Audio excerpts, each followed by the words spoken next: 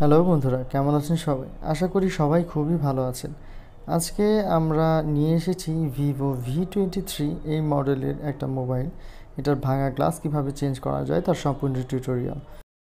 তো এখানে আমরা প্রথমেই দেখতে পারতেছি যে ডিসপ্লেটা কিন্তু সম্পূর্ণ ঠিকঠাক আছে, টাচে ঠিকঠাক কাজ করতেছে, শুধু উপরে একটুখানি ফেটে গেছে। তো যাই হোক, কাস্টমারের ডিমান্ড ছিল যে অতটুকু ফাটা নিয়ে সে মোবাইল চালাবে না, তাকে ডিসপ্লে চেঞ্জ করে দিতে হবে অথবা উপরে ভাঙা গ্লাসটা পরিবর্তন করে দিতে হবে। তো আমি তাকে বললাম যে ভাঙা গ্লাসটা খুব সহজেই পরিবর্তন করা যাবে। তো এখানে আমরা ভাঙা গ্লাসটা পরিবর্তনের সম্পূর্ণ টিউটোরিয়াল দেখতে পারবো। প্রথমেই আমরা মোবাইলটা হিট স্টেশনের উপরে 70 থেকে 80 ডিগ্রি সেলসিয়াস তাপমাত্রায় মোটামুটি 3 থেকে 4 মিনিট হিট করে নিছি।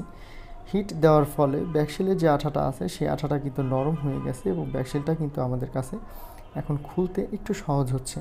তো বন্ধুরা, ব্যাকশেল খোলার সময় সতর্ক থাকতে হবে আপনার।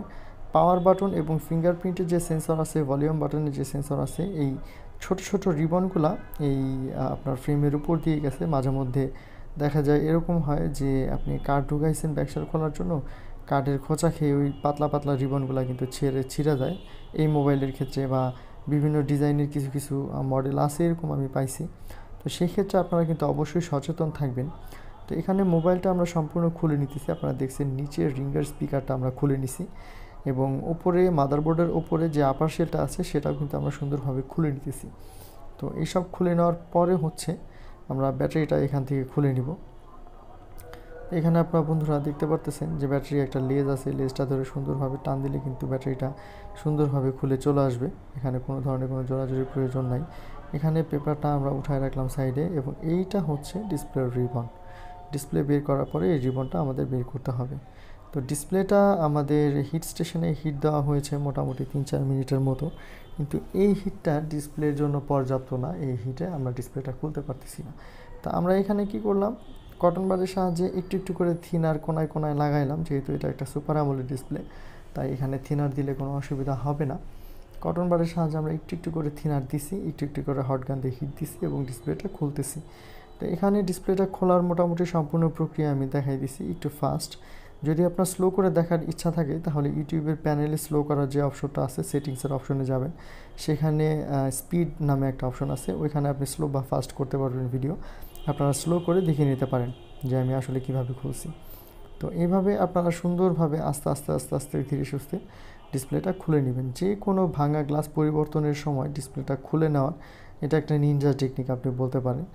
যে মোটামুটি যে কোনো ডিসপ্লে এরকম ধীরে সুস্থে সুন্দরভাবে দেখে শুনে খুললে খুব সুন্দরভাবে খুলে।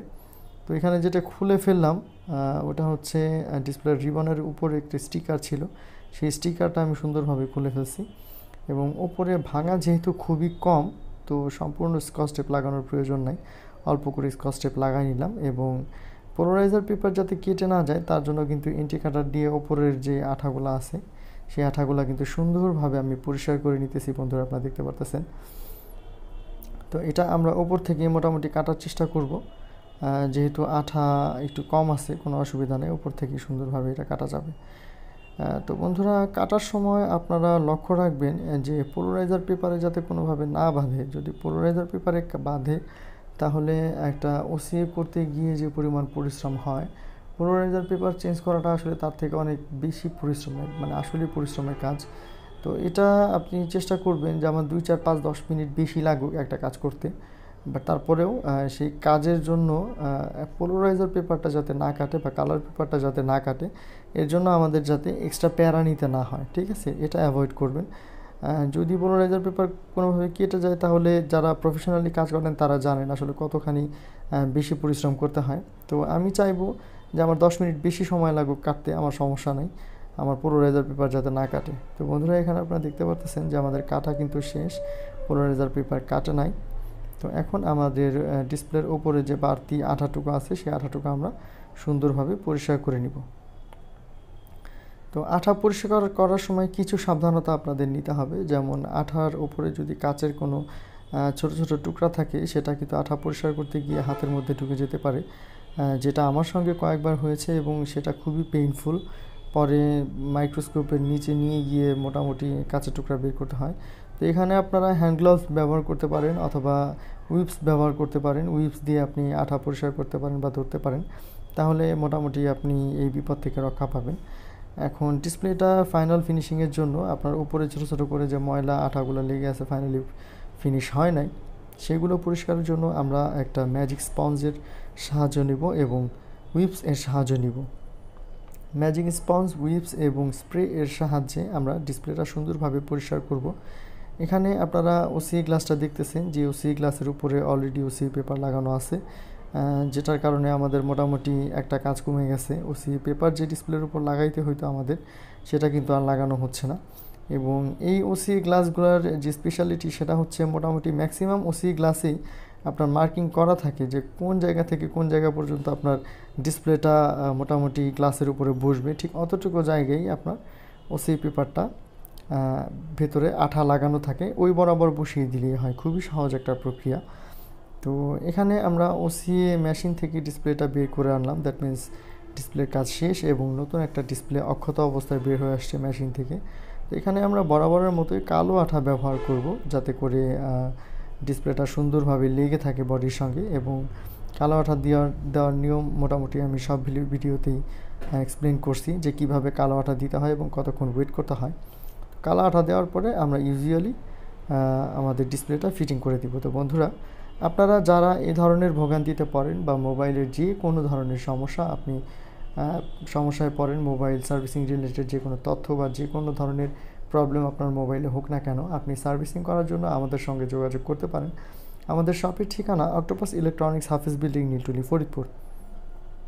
আমাদের কাছে মোটামুটি মোবাইল সার্ভিসিং রিলেটেড সব ধরনের সার্ভিসই পেয়ে যাবেন। হার্ডওয়্যার, সফটওয়্যার, মাদারবোর্ড, ডিসপ্লে, যে কোনো ধরনের সার্ভিসিং পেয়ে যাবেন আমাদের কাছে। আপনি অ্যাক্সেসরিজ, যে কোনো ধরনের অ্যাক্সেসরিজ পেয়ে যাবেন।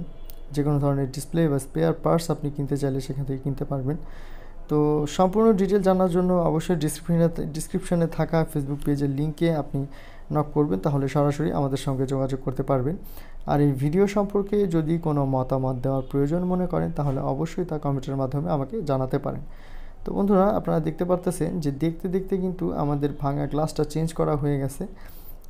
At last but not the least, আমি এখানে আপনার ব্যাকশেলটা পানি কালারের আঠার সাহায্যে লাগিয়ে দিব।